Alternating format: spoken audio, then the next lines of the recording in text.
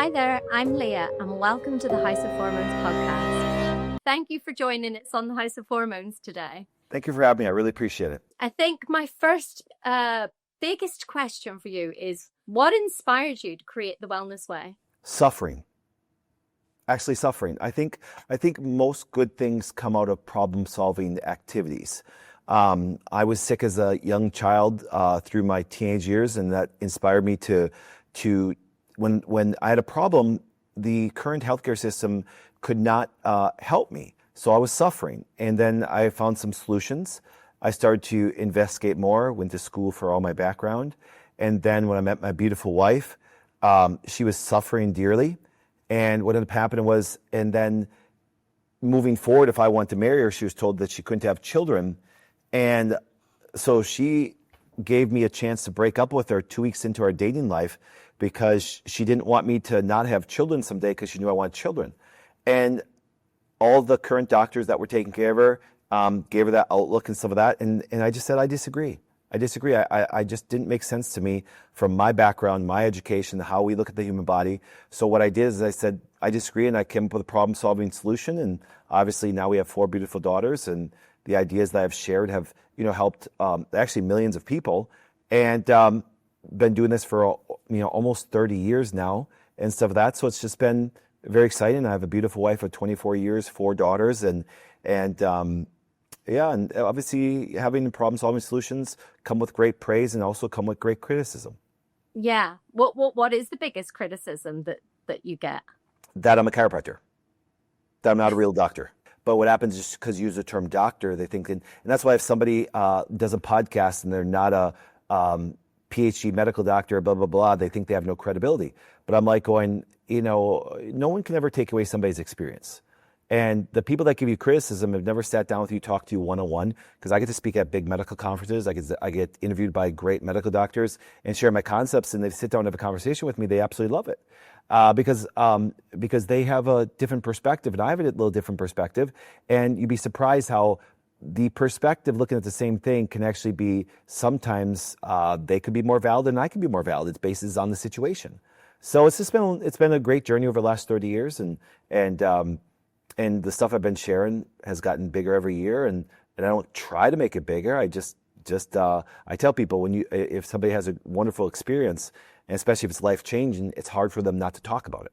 It's such an interesting point that you make there. And I know we were kind of just talking about the criticism that you get, but on a bigger scale, that's a really interesting point, especially over here in the UK. Yep. Because what we're seeing with women, and obviously we're going to delve a lot more into this, but what we're seeing is women being dismissed by their doctors. But interestingly, it appears that GPs in the UK actually have no education or less than 2 hours worth of education in hormones. Yeah. So it's so interesting then that people like you that would have done years of research and working with people would then be highly criticized, yet people would go and believe what their GP says, who actually has had no training in this. I think we can gain perspective and we can gain some wisdom just on, you talk about some of their educational background. But even with their educational background, if they spend some time just with their current educational system, because no matter what doctor you are, it doesn't matter if you're even a massage therapist, an acupuncturist, a chiropractor, a medical doctor, a brain surgeon, there's certain things that we're taught about the human body.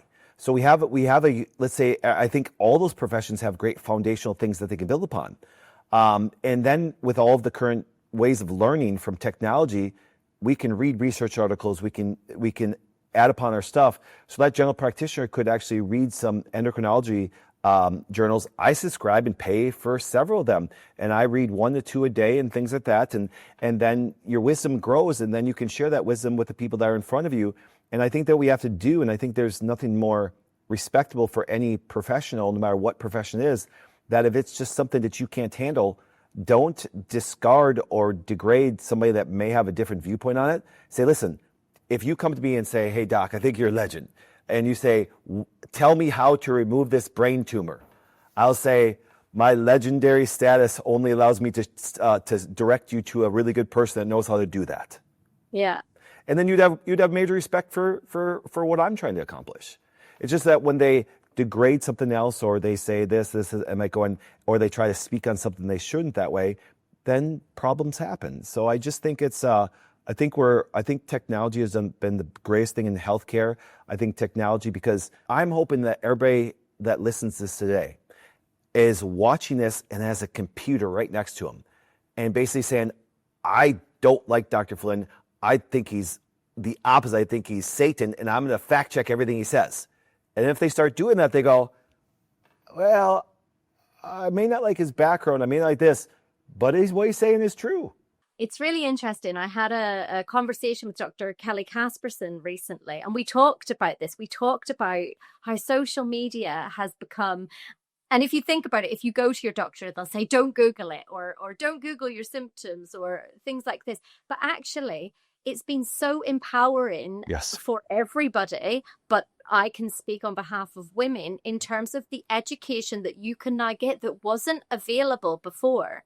How do you personally deal with, the criticisms that you get? Because I don't really worry about it much. You saying I really, you gotta expect this. And obviously from the UK, you've probably been, privy to the political things over here. And I love politics because politics just means how's your community run. Okay. It's not based on people or Republicans or Democrats. It's to say, okay, how do you want your community run? You have about 45% of the people will always vote Republican. You have about 45% of people that will always vote Democrat. And you have about 10% that are like, I'm swinging either way. That's why we have swing states and things like that. Right now, and Donald Trump did his address the other day. He said, I could do something amazing, and these people over here won't even clap. Do you see him? And there's people that, once again, that will give a standing ovation if he just says hi. You see him? And so therefore, you have to understand, and I'm going to surprise you on this. You're going to laugh about this. Now watch. I'm laughing already. Do you like, and be honest with me here, because remember, this is why, and I'll show you why my message is popular, because I can empathize and relate to almost everybody. But you have to be honest with me. You have to be honest with me on this. Okay.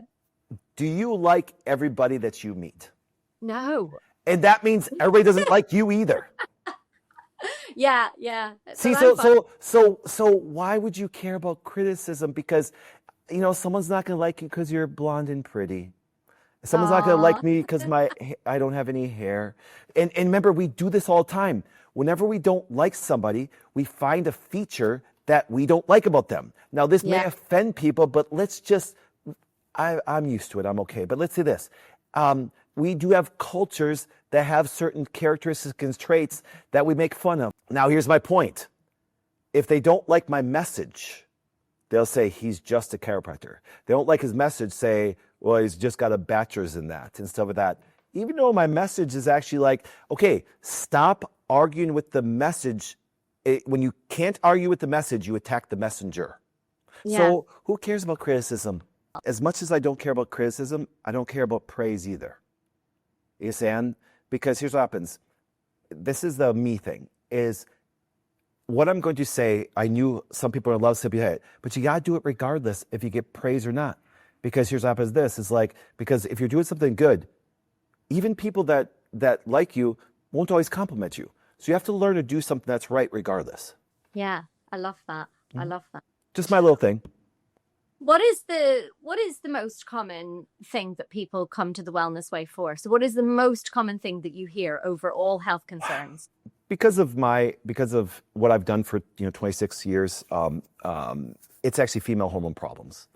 And by far, I'm saddened. I'm heartbroken every day, because you'd think with the amount that even your country spends on healthcare, that we'd see a progress and less female hormone problems and less things. But remember, the thinking's wrong, okay? Now, what I mean by wrong, it doesn't mean that they haven't done some wonderful things to save people's lives, but enough of my examples, and we're going to cover the fire department carpenter here shortly.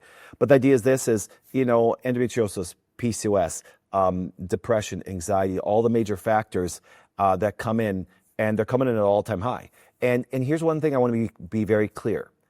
The reason why my message, would you say, is popular is because the current system that people first approach. Do you ever think that anybody comes to me first? No. They've gone through a gamut of professionals, experts, things like this, and they're told that you're going to have to do this the rest of your life. And but that could hurt me. That could be damaging. You want me to take 7 medications. You want me to do some of this. Yep, that's what you need to do. And if the people were legitimately getting the results that they wanted, the wellness way wouldn't exist. I wouldn't exist. I wouldn't be on media. So you guys that may not like my message, just have the current form of healthcare, get great results, and I'll go away. What do you think the problem has been with that? Like, why has there been so little research done on women's body? Why have we got into this state, essentially, with healthcare? I will sound like a conspiracy theorist more of this, but conspiracy theory people are just people that see things before other people see it. That's my definition. So I've always said once the government has gotten involved in healthcare, once it's become such a large business, and once there's too much influence from major companies into healthcare, that's what becomes a problem. How we approach healthcare. I believe that and if you don't mind, I'd like to give the example that sets the stage for everything, and then every question you'll have when we get into the details of females, or even get details of more of a thinking, that people will have a greater appreciation and understanding. What is the biggest concern? What do you hear from women when they come to you? Once again, they're suffering massively from all the hormonal changes, and what ends up happening is I will look at them and say, I actually have absolutely no doubt that you have all these things going on. May I see the labs that your current doctor has done, because I would really like to see your estrogens, all these things this way. And they always say, well, they were never done. And I'm like going, okay. And I understand why they're not done, you know, Sam. And because you're asking the fire department to do something that they're not going to really do much with that way. So they say, well, we'll monitor you a year from now. What they're saying is, let's wait till your house catches on fire and then we can treat it, And so what they're doing is they're coming in very suffering, but with no fires, but their walls are rotting out. Do you understand? Their floors are cracking, their things are happening that way. And you can search for those before you even get to a fire. I really want to zoom in on that. So I've got 2 points on. Firstly, I want to hear from your perspective. What age, so how old are women that you're seeing that start to filter in and come to you with these concerns? Because there's a huge debate on age. And then the second thing I want to delve into there is, we hear a lot, and I know you'll hear a lot, of people saying, yeah, my bloods came back normal. If we took a blood test every single day, for how many days would we have to do that to get like a proper look into what we're talking about? So what I'm going to show you is this. When I started practice, type 2 diabetes was called adult onset. But chronic illness has now leaked into children, and therefore, guess what happens? Now they had to change that whole name. And the reason I bring this up is I've had as young as a 7-year-old girl get her cycle. And I've had women in their 60s still maintaining their cycle. I've had, so age-related problems are not really based on age anymore. It's, once again, the lifestyle things and everything that are contributing to all these things happening. And because common things that women do on a regular basis are causing endocrine disrupting things, even as a child.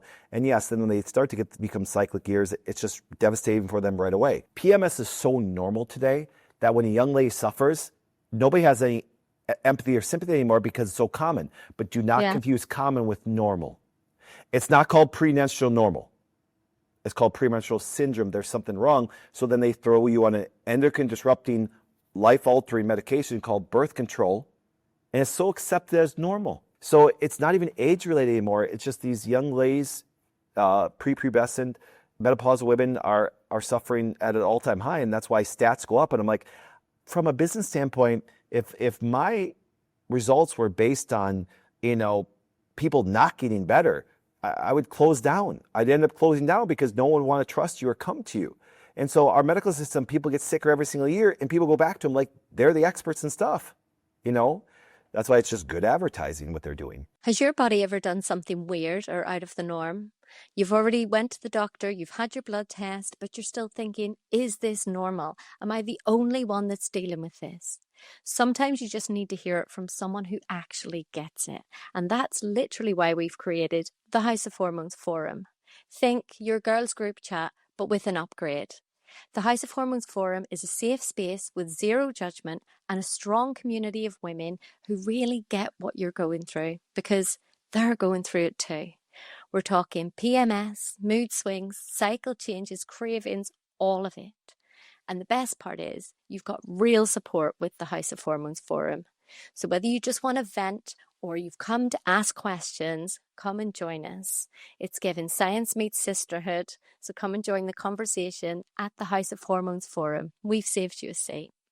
www.thehouseofhormones.com and just click forum.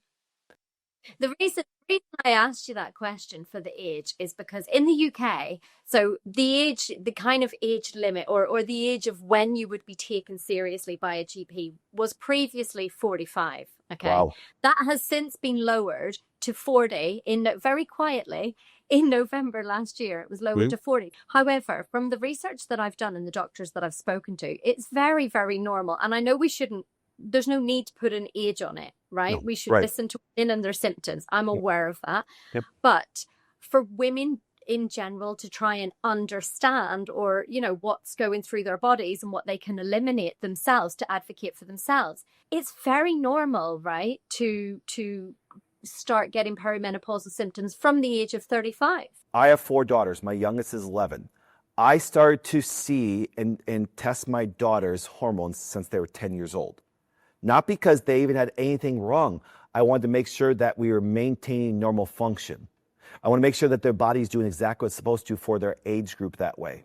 And everything like that. See, everybody's looking for, and this is where the system is, they're waiting for you to catch on fire.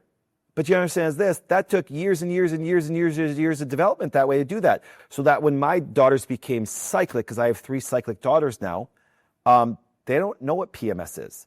They don't know what all their friends are suffering with. They're going, I can understand because I hear it a lot, but I don't go through what you go through. Because my daddy has taken care of me and taught me how to take care of my hormones since I was little.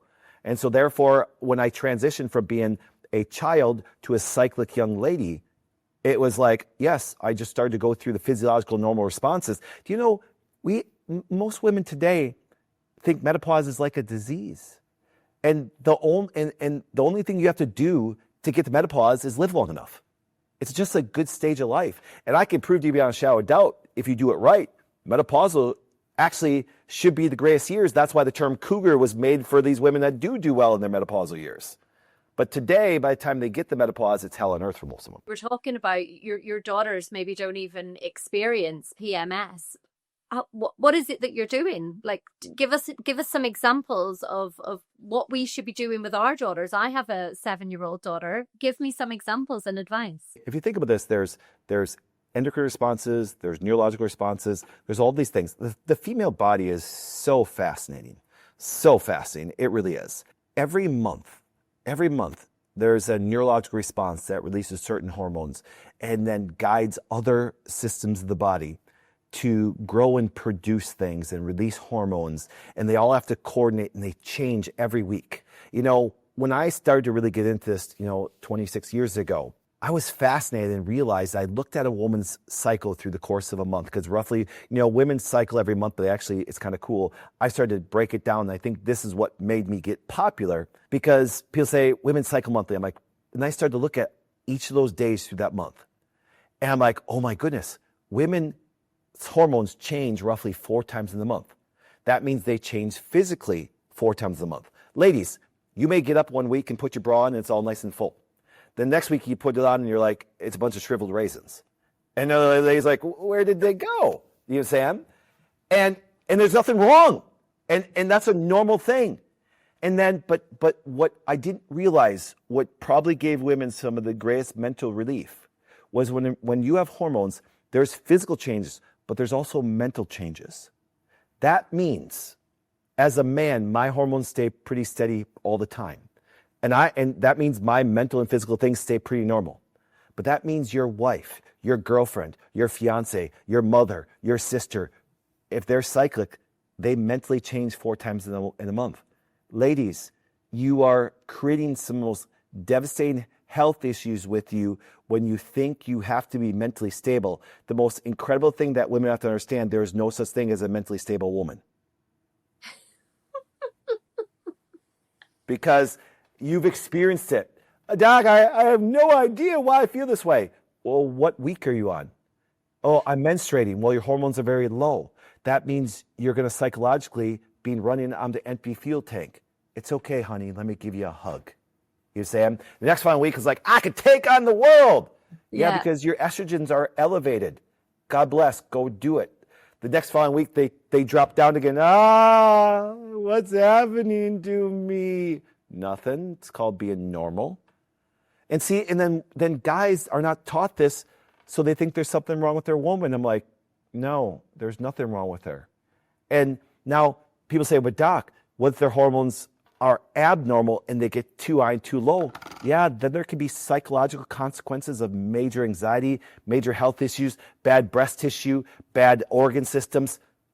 But when I taught women saying, listen, you're going to change through the month, that gave them some mental peace, because they're like, wait, I'm supposed to be different. And so I'm not abnormal. I'm not, and that's why I get really frustrated. I'm happy this is changing. I got frustrated where they're saying, women, you're just as strong and you should push like crazy all through the month. You do that to women, you will make them physically and psychologically sick. So pleased and so happy to hear you get so excited about how complex and interesting women's bodies are, because it constantly blows my mind that women's bodies weren't the subject of so much more study than men's because of this. I mean, obviously you were talking about cycles and how, the ebbs and flows of our hormones. However, also add in the fact that we can actually grow a human and birth a human. Like, just to go back again, sorry to double down on this, but I just really want a few tips of things that you're saying that you did to I'm assuming you're talking about toxic products, hormone disruptors, endocrine disruptors, this type of thing. Is that what you were talking about when you were talking about your daughters and their body? Let's go back to this, and this does apply to both men and women. I just believe, now this is where I've been called a misogynist, a sexist, and things like this. The stressors on a woman are much more devastating than the stressors on a man. They affect men too. But a woman's body is much more sensitive, thank God. And they're affected much more dramatically from an endocrine standpoint, from a neurological standpoint, than the man's is.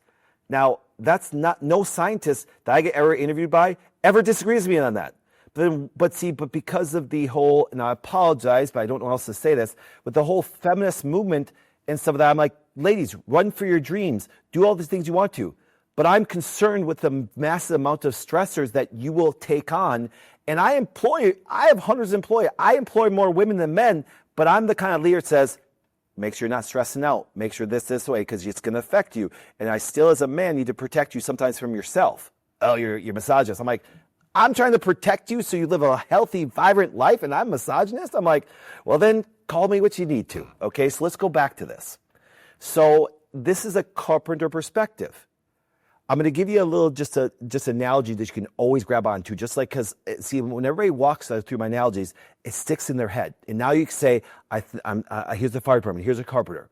As a carpenter type doctor, I don't care how well you take care of yourself. If you walk on your parking lot hit by a car, you're going to need some drugs or surgery to stay alive. Fair enough? But that happens. But there's three things, and we're going to call it the 3 T's. Okay, the 3 T's that throw off both male and female bodies are just greater consequences to women. Now, I will give the most significant one to women last. But number one, physical trauma. Physical trauma, okay? If I put a pebble in your shoe, Leah, just a pebble, that's a physical trauma. It'll irritate some tissue, it'll cause some inflammation, and I want you to walk around like that the whole day. What will be the physical consequence of your foot? Will it swell a little bit? Yes or yes? Yes. What will be the physical consequence, or apologies, the mental consequence by you at the end of the day talking to your husband that night if you walked around all day with a pebble in your shoe? Yeah, I might be irritated. Yes. And so he'll be like, hey, honey, how's your day? And like, why did you ask me that? I was like, get off. Yeah, do you get my point? So therefore, that's one thing I like being a chiropractor. There are physical traits that you can get adjusted for, bad joints, bad things like that. There's mental and physical consequences that come from that. Fair enough? Okay? There's neurological things that happen when you have those things. That's why I love the chiropractic profession that way. Now, here's what happens. That throws off the function of our body. Okay? But is it the only thing? No. That's why the chiropractic profession and some of the natural healings, they have one therapy and they get results with one person. That's okay if that's the major problem. But there's more stressors. toxins, T. Okay, guess what happens? You're right. If I introduce a toxin on my skin, I eat one, I inject one, aka we will keep that quiet, inject one. Okay, would you agree with me that that could actually affect how your body functions? Absolutely. When your child is born, should you make sure that there's no physical trauma? Yes.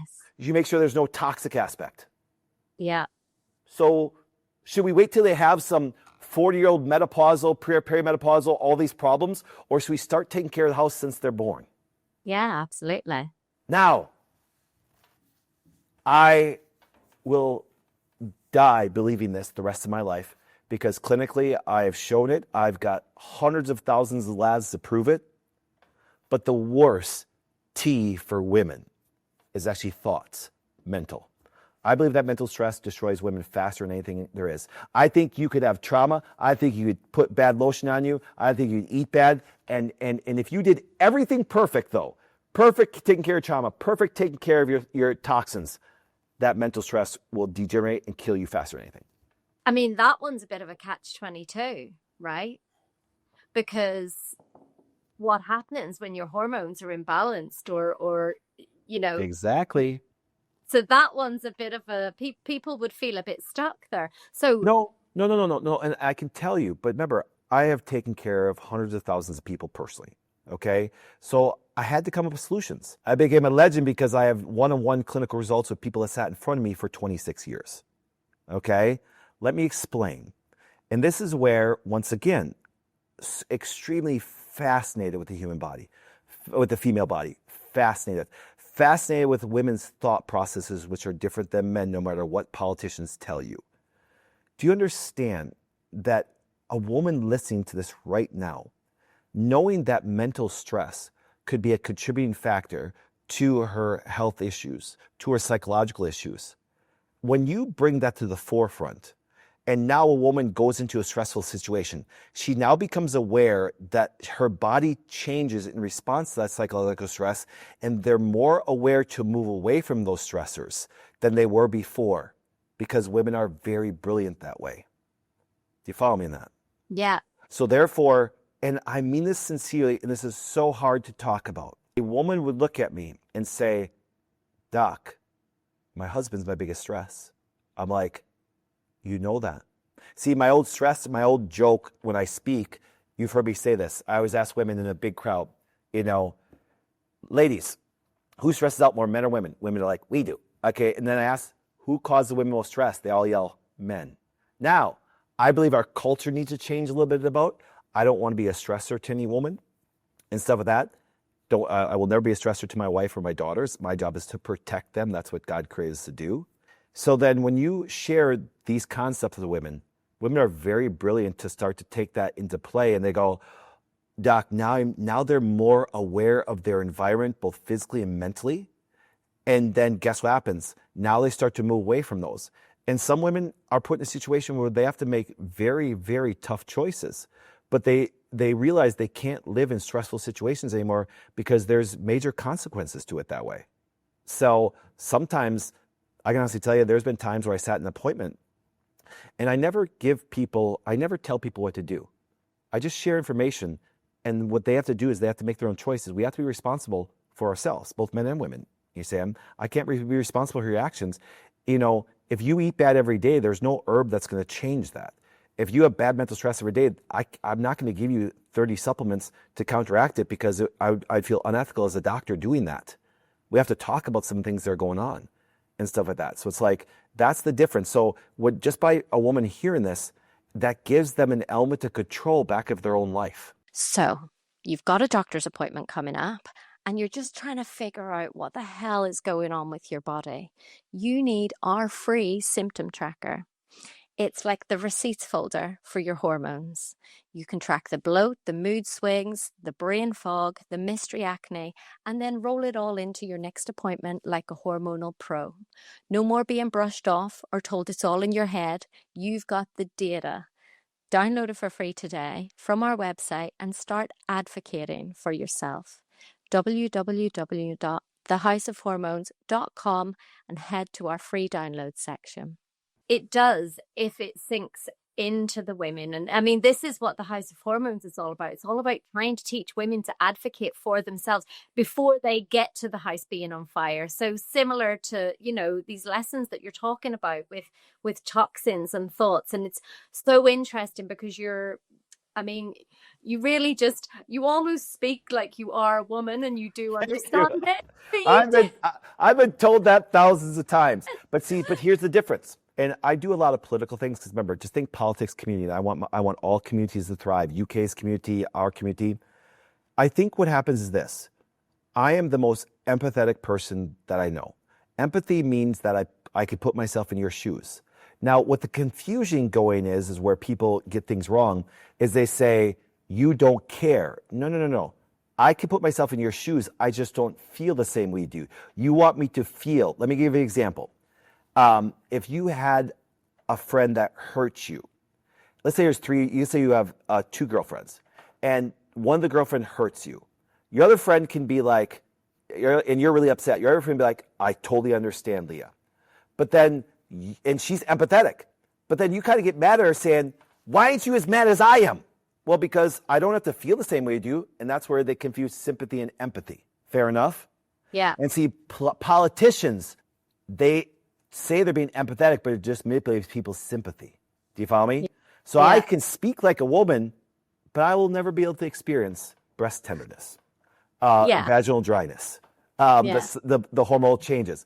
But I can sit there empathetically and legitimately experience what you go through, not from a physiological standpoint, just understand that you are suffering badly because of the advice and the guidance that you're getting. So so I can relate to from a healthcare standpoint, every woman. I can relate to my daughters. I can relate to my wife. I'm the one that talks to my daughters about their cycle. Now, remember, my wife has a beautiful cycle, and she's 49 years old and gorgeous and things like that, and vibrant and things like that. But because I guided her body for 30 years now. But the idea is this: is when you look at those things, you sit there and go, and that's why I think I get asked to speak at a lot of women's things. I've been asked to speak at a women's seminar, and there was all women and me, and I got listed as the favorite speaker. And I'm not the woman, do you see? And it's not because, you know why? Because I'm talking about even with women in business. Ladies, you're brilliant. You're smart. I think women are better at finding problems in the business than men are. But I have to teach them, find the problem, create a team to help fix it. Because if you think about stress all the time, you're going to get sick. Be careful. You understand? And so I want to guide women even on their business ventures and things like that. Because, and so I sound, like a woman that way. But don't worry, Leah, I am all man. So I want to talk about men. Yeah. I'm going to be really honest with you. We've been recording our podcast for a while now. The podcast hasn't launched, but it launches really soon. We struggle to get men on this show. Now, your lovely team had a call with me and we talked about, and I told them this, and they said, oh, well, he'll be really excited to be one of the only men that's, coming on. Yep. Why is that? Are men, obviously you're not scared to talk on this topic. We know you're talking. Why do you think other men are so scared? Because we need men in this conversation from my point of view. As you know, I'm a person of faith. Okay. That's just me. It's what I believe and stuff like that. I don't care what religion you are. I'm just a Christian person. That's how I'm going to define myself that way. But you'll never see me set foot into a church. Not one. I think men that show up at church, and I get to preach at a mega church coming up here in July, and I'm going to speak like a man. Every message out there today is catering towards women. Podcast, churches. That's why women go to church a lot, because they want hope. Men don't need hope. You understand? See, so you have to speak man's language. And men are scared to talk like men today because of culture. I'm not, because what are you going to do? Cancel me? Great. I'm not your gym membership. Who cares? Do you understand? It's like, because here's what happens. Because there's only 2 things that men want to talk about. It's women and money. 2 men get together, what do they talk about the most? Their wife, their kids, their family, their girlfriends, their fiancés, and what their purpose is money. So therefore, and I can prove that that's what testosterone does to us. Testosterone, here, watch this. Let me give you some characteristics. Competitive, is that more of a male or female trait? No, yeah. See, Wait, no, naturally, no. Talk to me. Answer my well, question first. the thing, this is difficult for me. You're gonna find a difficult one here. I grew up in That's a okay. house with three boys. I have three brothers. Your environment was, you just said there, was more male dominated. And Yes, don't, but people and would say men. Yes. yes, competitive. Okay. Now, what else? Aggressive, more male or female? Again, people would say men, but I don't know. I've been known to be. Okay, so let's do this then. Let's go to the WNBA compared to the NBA. Let me see a question, and I've taken care of female professional athletes. Does that massive competition mental mindset and aggressiveness and over physical part affect how a woman menstruates? Does it? Why do you think these CrossFit girls that get six packs don't menstruate well? See, so therefore, what happens is this. And when you look at those male dominated traits, which are endocrine related, if a man's testosterone levels go down, if a woman's testosterone levels go up, she could have a sex drive like a man. Vice versa. So here's my point of doing this. Most of the conversations are trying to equate women dramatically the same as men. So why are men going to talk about it? Because we're not equal. We're not at all. The psychological and physical things that our endocrine system, our whole body does. And so therefore, men are just so scared to talk about stuff. I'm not. I'm sitting there going, okay. Because, you know, if we don't have these conversations with women, and women say, I'm highly competitive. Okay, Leah, I want you to do this. I want you to push your body hard like I do for the next month. Watch what happens to your endocrine system, your hormones, your all of this. Now, so what you have to do is how we, and now here's what happens. But the traits of men dominate how the world gets better. Oh, there's my misogyny. Well, no, because here's what happens. Do you know that masculine traits are only accepted in sports today? Here's my question. Yep. For women at home and they've got their partner or they've got their son or they've got their, how do they educate? So bearing in mind that a lot of women don't even understand their own hormones and their own bodies. There's a serious issue with education. But I asked a man, how do we get you? And his response was, just leave us alone.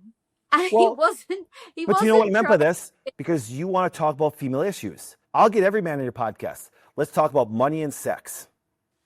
But how do we educate them on what a woman's going through? So we Really can simple. have a part. I want you to understand that if you understand a woman this way, you're going to get more sex. Then you're going to have everybody tuning in.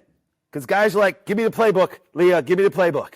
You understand? On the flip side, you want to draw men to your podcast? Ladies, I'm going to educate you on what every man wants.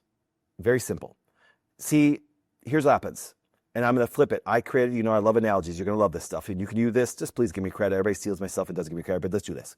There's three things that a man wants out of a woman. And if they're healthy and they understand, they want sexy, serene, and supportive, the three S's. And see, what that man said is a man's testosterone, his competitive, his aggressive, his competition to make the most money. It's war every day. Ladies, understand it's war for a man. And then he goes home and he needs some peace. He doesn't want to come home to war. He'd really then just stay at work. Second of all, ladies, I know what you want. You, once again, you want the 3 M's out of men. Mind, muscle, and money. Oh, I knew he was going to say money. Everyone's going to kick off. Really? Because here's what happens this. Think about it this way. Would you agree with me that how many women here are stressed out? Do you know number one reason why couples get divorced still to this day in the United States is still the financial stress. Okay? How many of you women here are stressed out because of money? And I'm going to have them raise their hand. And I'm going to say, if your husband's sitting right next to you, get them out of church. They shouldn't be here worried about hope. They got to get their butt out there and they become competitive, aggressive, and take on the war. Don't sit here and listen to a hope message that everything's going to be okay. Men, it's not going to be okay. Get your butt to work. And what does every woman say? Yeah, even my females here are just clapping in the back right now. And all my women make great money here. See, so therefore is this. See, because women do this, that I can make my own money. I'm not saying you can't. I pay women extremely well. I pay really well. That's why I have a great culture. But you know what's this? Leah, do you have any children? Yeah, two. Do you know, it doesn't mean don't go for your dreams. But if you had a choice between making lots of money and nurturing and developing those kids, which one would you choose first? Come on, be honest with me. Oh, I hear you. Now, I yeah. get. Now imagine, I'm against the whole telling women they can have it all and go out and try and right, be everything and be a mother, and we're just exactly. running ourselves into the ground. So why would women be upset when I said money? You know, what's more shallow? Listen, I'm not saying I disagree with you. I'm just saying we're gonna raise some temperatures on That's that one. I okay. do come in. But here's what I want you to think this way. You know, it's like I tell my daughters, listen, and when you have a daddy like me, my wife can do whatever she wants all the time. I built great wealth and stuff like that. And I started with $500 and I was so broke. It was crazy. I came from nothing. I grew up in a small country town. We actually didn't eat beef that much because we lived off the eating deer and rabbit and some of this. I know what poverty is like, okay, in northern Wisconsin. But the idea is this, but then I created value and all I did for 26 years is exchange it. And I know that, for example, that I set the environment that takes a lot of stress away from my wife, and her cookbook is selling all over the world, and she can thrive. But if she had to get up every day and do that to survive, what choice do you think she would take? That doesn't take away that she can't do wonderful things. I didn't say that there isn't amazing. I use all of my female-based talents that we have every single day to make our company great. But this concept, if you really sat back and looked at, we have to understand that there's traits of a man, traits of a woman, and they're dramatically different. So therefore, if you look at it this way, and here's what happens. If a woman came to me and said, man, I make $1 million, I'm not attracted to that. Man, but I come home and I get that hug and I get that big support. I get that peace she brings me at home. Guess what happens? I'm running home because I'm at war all day long. We're gonna have to delve into. I know everyone wants me to ask you about HRT, Yep.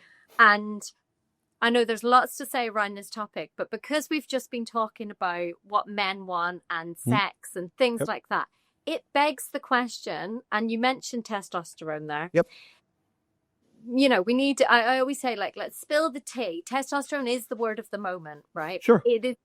It is just being gate kept over here in the UK. Firstly, what are your thoughts on testosterone? And secondly, so if testosterone will increase a woman's libido and sex drive, then surely that would be something that everybody would want women to have, right?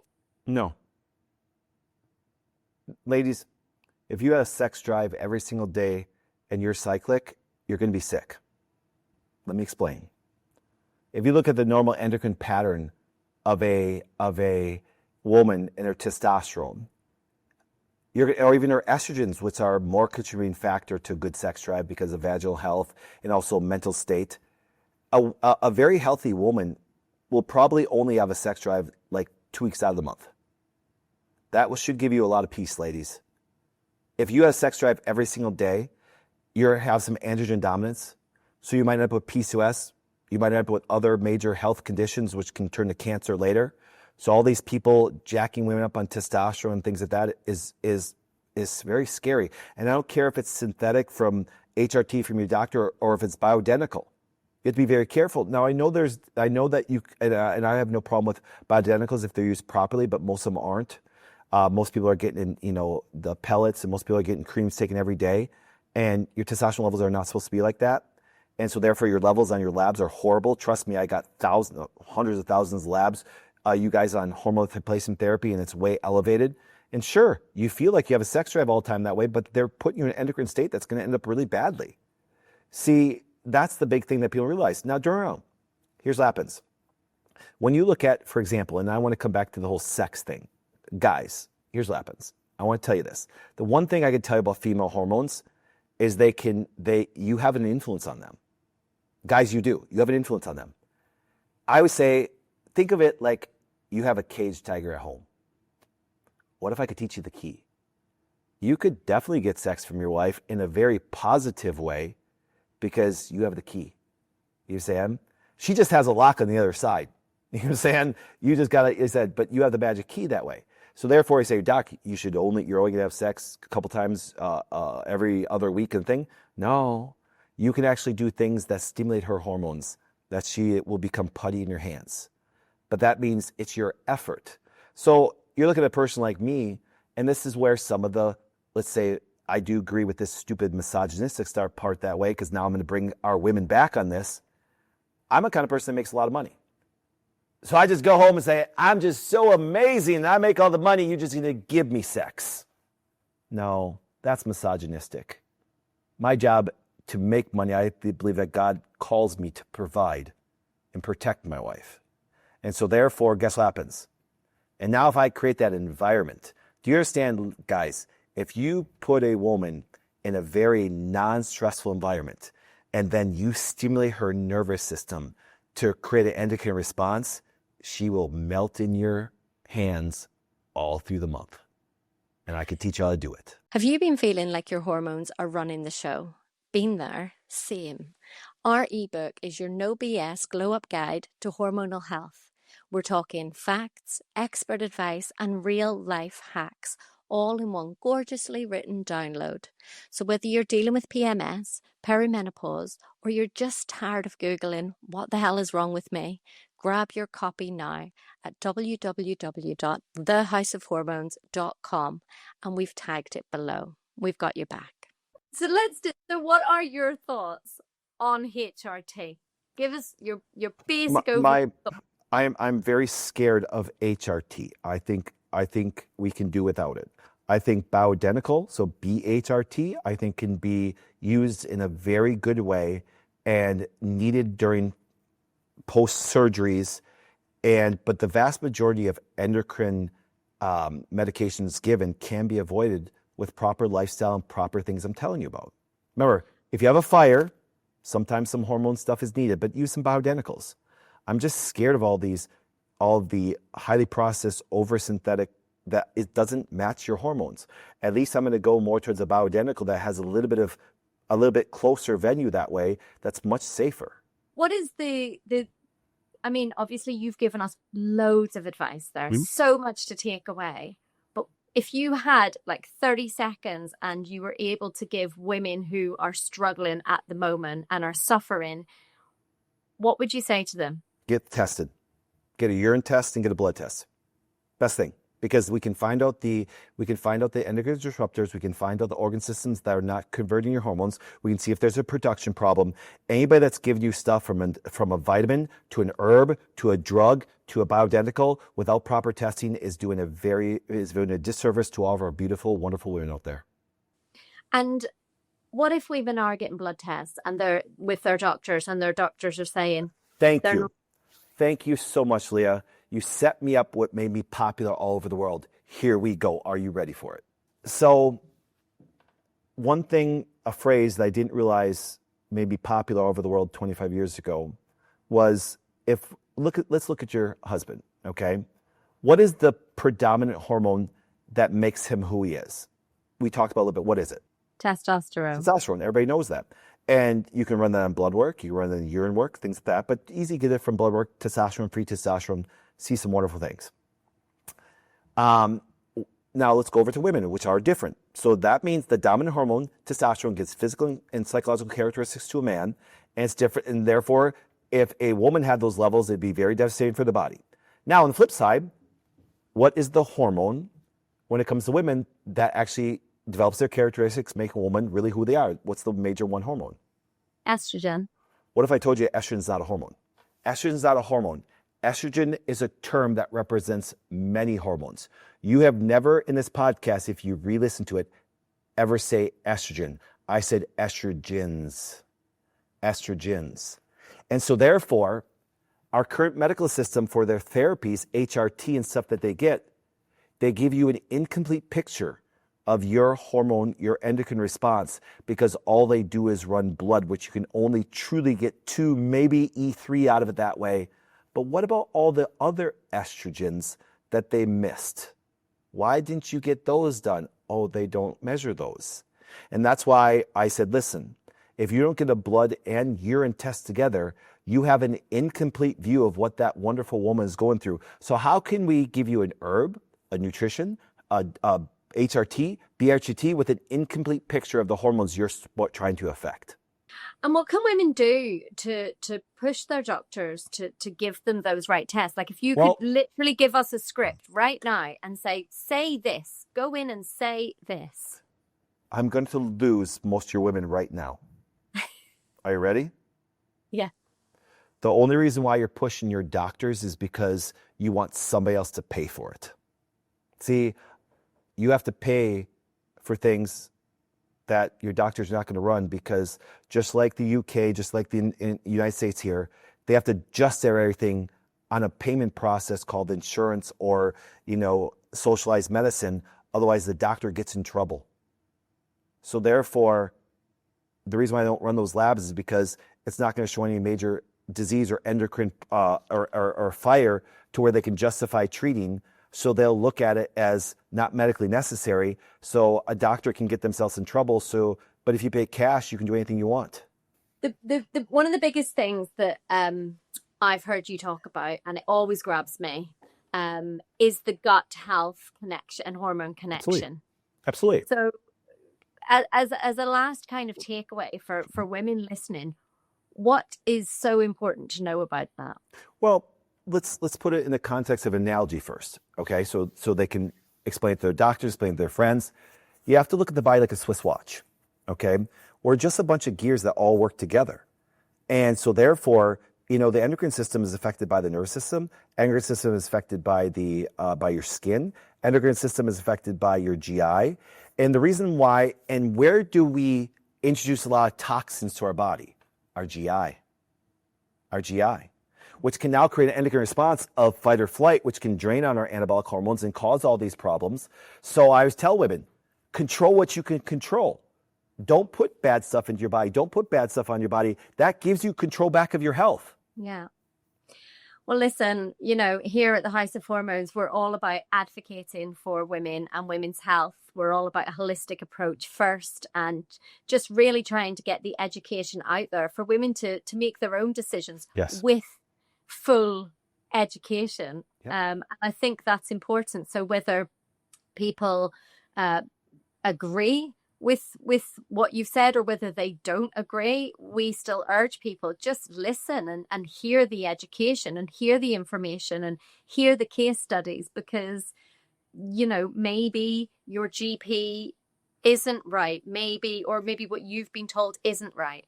So thank you so much for joining us today. So there was a podcast where a woman interviewed me for the very same thing a couple years ago, and it's a massive podcast, and they've had everybody on that podcast, including major political figures and stuff like that. And the information I shared with you, I'm still, and Aaron Shaker, as you know, is my brand manager. I'm still the number one listened show they've ever had dominant, and they've even had the president on it. Because you know why? Because this information actually resonates with people, and I'm still their dominant podcast ever listened to. Ladies, the information I gave you today, trust me, if you just apply it, it puts you back in control. I don't want to control your life. I want you to be the most vibrant, happy, sexually driven, career-driven, amazing woman out there. Just understand your body. And I'm hoping the stuff I taught you today can just make your life so much better. And I'm going to be praying that you live all your dreams. And one of the dreams I hope, number one, is you do it healthily. That's amazing. Dr. Patrick Flynn, what an amazing guest for us to have. Thank you so much. Appreciate your time. If you enjoyed this episode today, don't forget to like and subscribe to the House of Hormones podcast. Your support really does help us reach more people and spread the word about women's health. If you want to stay connected, follow us on our social media. And here's something really important. We're on a mission to secure more funding for women's health initiatives. Sign our government petition today and help us amplify our voices for better healthcare resources and support. Together, we can make a difference. Thank you for being part of our journey. We can't wait to see you in the next episode.